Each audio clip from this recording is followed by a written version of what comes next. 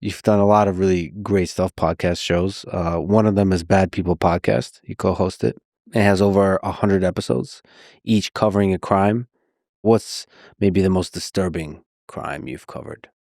One of the most disturbing crimes that we covered on Bad People, and just to be clear, Bad People, much like the title Evil, is sort of tongue-in-cheek, where the idea is it's people whom we refer to as bad people. And then it's always a question of, like, who are these quote-unquote bad people, and are we all capable of doing these terrible things? But one of the most certainly problematic, dark cases that we covered was the Robert Pickton case. And the episodes are called Piggy's Palace because that was the nickname for the farm where Robert Pickton brought victims whom he had kidnapped, and then he killed them and he did terrible things to their bodies, and rumors have it certainly that he fed some of these victims to pigs. Now, one of the reasons I covered that case is actually because it was influential in my own career. So Robert Pickton is one of the most famous Canadian serial killers of all time, and as I was doing my undergrad at Simon Fraser University in Canada, I was being taught by someone called Stephen Hart. And Stephen Hart was an expert witness on the Robert Pickton trial. And so he was keeping us abreast of some of the developments of what he was covering. And I found it so interesting. And I loved Stephen Hart as a person. And he seemed to have this sense of humor, this gallows humor around it all, despite being faced with one of the arguably worst people in Canadian history. And I thought that that was so interesting, that someone could be so nice and so kind and so wonderful and be an expert witness for these kinds of people. And so that's one of the reasons I went into the field, is because of this case as well. And so we had him on the show. So he came on to Bad People and we interviewed him for it. And he has done, I imagine, a lot of really difficult cases. Yes, he's done a lot of difficult cases, as have other researchers like Elizabeth Loftus, who's one of the main founders of the area of false memory research, which is what I also do. I do research on memory and false memory and witness statements.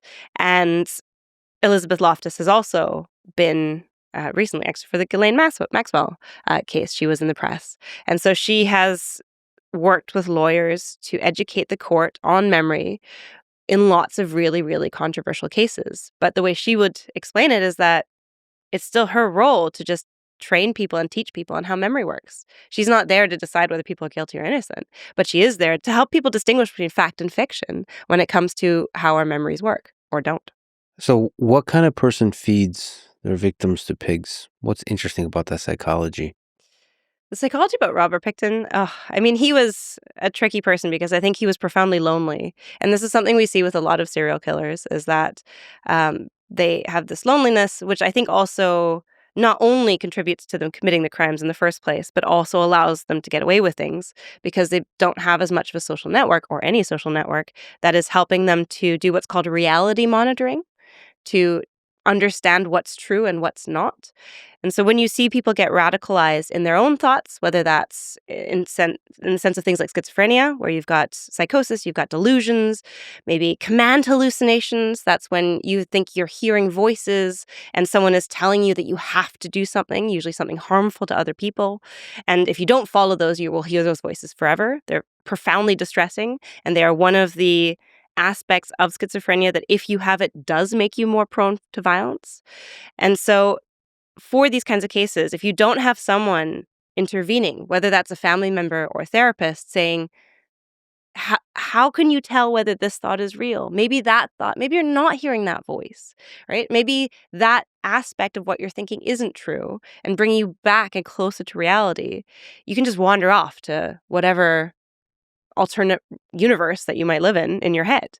And it's the same with radicalization in other contexts, is that you see that people who drift more and more into a certain group that has certain beliefs that are maybe divorced from the evidence, divorced from reality, you can see that people will get more extreme over time.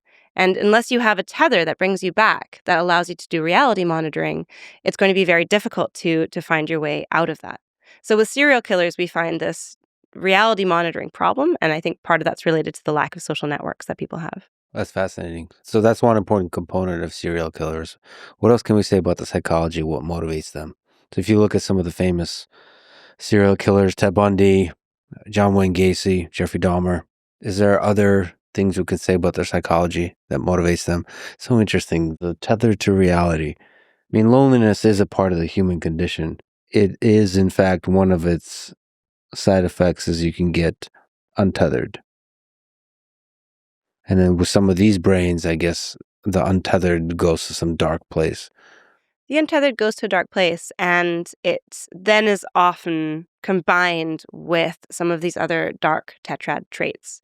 So you've got someone who maybe is high on psychopathy, low on empathy, someone who's high on sadism, someone who thinks that it's okay to pursue your own goals, and your own goal can be like with Jeffrey Dahmer, you can be wanting to create the perfect partner, which in some ways seems to be what he was trying to do by killing people and piecing them together and sewing up a sort of new version. There's something in that where I can't help but go, that's so sad. I don't go, oh my God, how terrible, how awful. And of course it's atrocious. Of course it's heinous. But I have this real sympathy for that.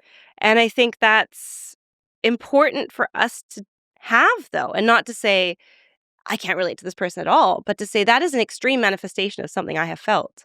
And the difference between me engaging in that and this person engaging in that are these other factors. But the core is in all of us.